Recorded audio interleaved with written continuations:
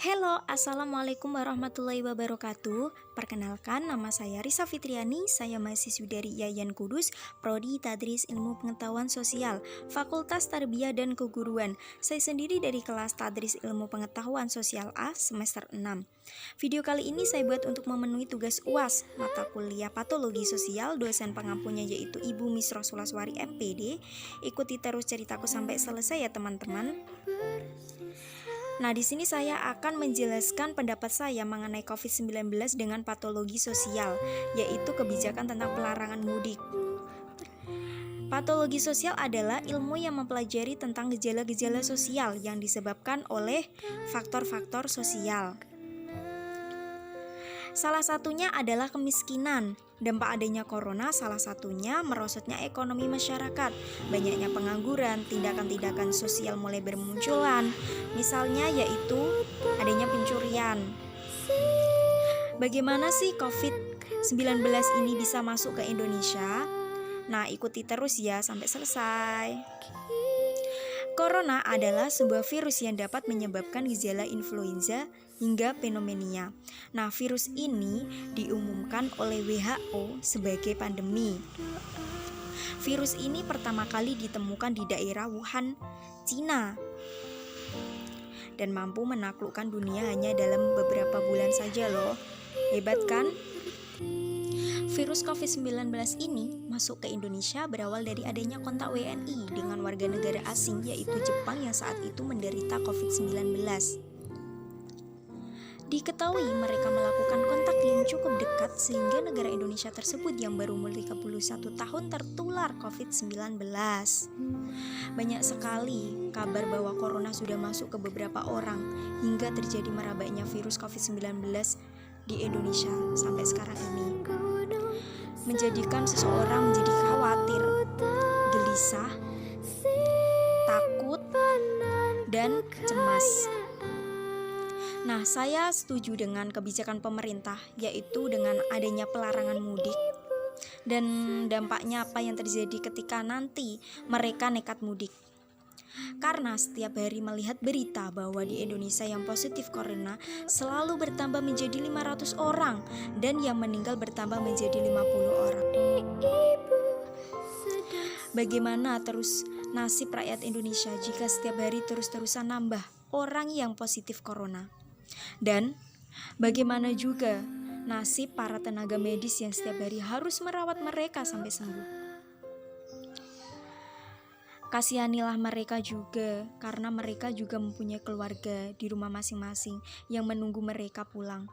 Ya, memang semua sudah menjadi pekerjaan dan profesinya, tetapi kita sebagai bangsa Indonesia harus bersatu melawan COVID-19 dan meringankan beban para tenaga medis. Banyak dari tenaga medis juga yang menjadi korban, banyak mayat yang ditolak masyarakat sendiri. Begitulah nasib para pahlawan kemanusiaan kita. Karena saya juga suka miris melihat kondisi sekarang ini, bahwa banyak orang-orang yang mengabaikan adanya virus tersebut. Apa memang ya mereka juga sudah terbiasa dengan adanya virus? Banyak pasar, mal yang masih buka dengan adanya banyak kerumunan orang-orang di sana. Misalnya yaitu adanya mal yang sekarang ini masih sangat ramai dengan banyaknya orang. Adanya pasar yang masih buka, banyaknya kerumunan di pasar juga, yang sangat miris melihatnya. Suka miris juga ketika ketemu orang yang masih banyak belum memakai masker. Banyak juga yang mengabaikan kesehatan dirinya sendiri. Untuk itu saya sangat setuju dengan kebijakan pelarangan mudik saat ini. Sejumlah fakta larangan mudik hingga sanksinya. Pemerintah resmi larang mudik Lebaran 2020 demi cegah penyebaran COVID-19. Survei Kemenhub ada 24% warga yang masih nekat mudik meski sudah ada himbauan dari pemerintah agar tidak mudik. Larangan mudik ini sudah diterapkan loh pada hari Jumat tanggal 24 April 2020. Namun untuk angkutan barang dan logistik masih bisa dapat beroperasi. Akses jalan tol dipastikan tidak akan ditutup untuk tenaga kesehatan, angkutan logistik, dan orang yang bergerak di bidang perbankan.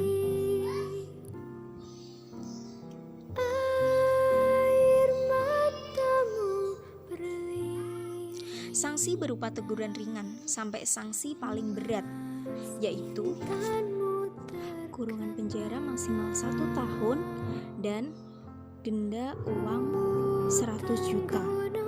Sesuai dengan pasal 93 Undang-Undang Nomor 6 Tahun 2018 tentang kekarantinaan kesehatan. Nah, di sini saya akan menampilkan film bagaimana sih dampak ketika mereka yang di perantauan masih nekat untuk mudik ke kampung halaman.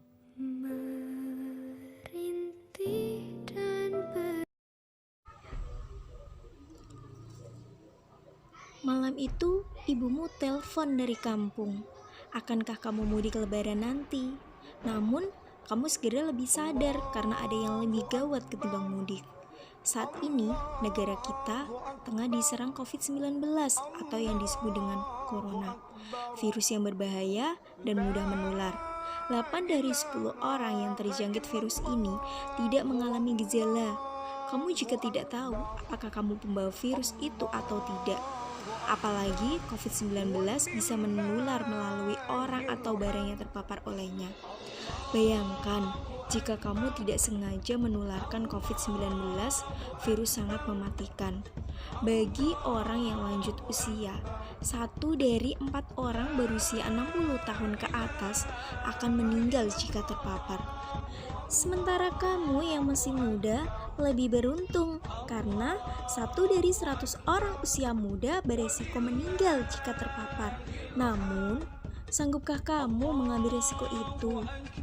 Hidup dalam penyesalan seandainya orang tuamu menjadi korban. Tidak, kamu harus melindungi mereka. Mata rantai penyebaran COVID harus diputus meski harus menanggung rindu lebaran tahun ini. Putuskan untuk tidak mudik. Namun, tali silaturahmi sama keluarga tetap terjalin. Melalui video call, rindu bisa terbayar dengan tuntas. Mari putuskan tali penyebaran COVID-19 lebaran tahun ini. Kita lindungi keluarga dan sayangi kampung halaman dengan di rumah aja. Karena tidak mudik bukan berarti tidak sayang. Untuk menghentikan penyebaran wabah corona yang mematikan, kita diharuskan untuk diam di rumah, bekerja dari rumah, belajar dari rumah, beribadah dari rumah. Karena itu, kita tentunya tidak boleh pergi keluar kota, termasuk mudik ke kampung halaman. Pulang ke kampung halaman, apalagi menggunakan transportasi umum, dapat membahayakan diri kita sendiri, suami, istri, anak-anak, orang tua, orang-orang yang kita cintai di kampung halaman. Karena wabah dapat terbawa dan menular di perjalanan di beberapa daerah.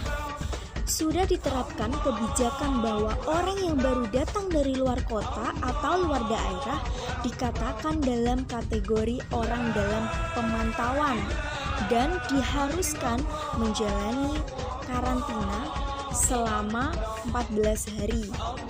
Hal seperti ini tentu akan merepotkan diri Anda sendiri dan keluarga Anda di rumah. Karena itu, mari kita bersabar dan berserah diri kepada Allah. Kita tunda pulang kampung dulu tahun ini sampai wabah corona benar-benar dapat dikendalikan. Insya Allah, cobaan ini dapat berlalu dengan cepat dan kita semua akan dapat kembali berkumpul dengan keluarga kita masing-masing dalam waktu yang tidak lama lagi. Tetap di rumah saja dan sayangi keluarga. Oke teman-teman, itulah penjelasan saya mengenai COVID-19 dan patologi sosial. Semoga bermanfaat buat kalian semua. Tetap di rumah saja, jangan mudik, sayangi keluarga kalian dan kampung halaman kalian. Wassalamualaikum warahmatullahi wabarakatuh.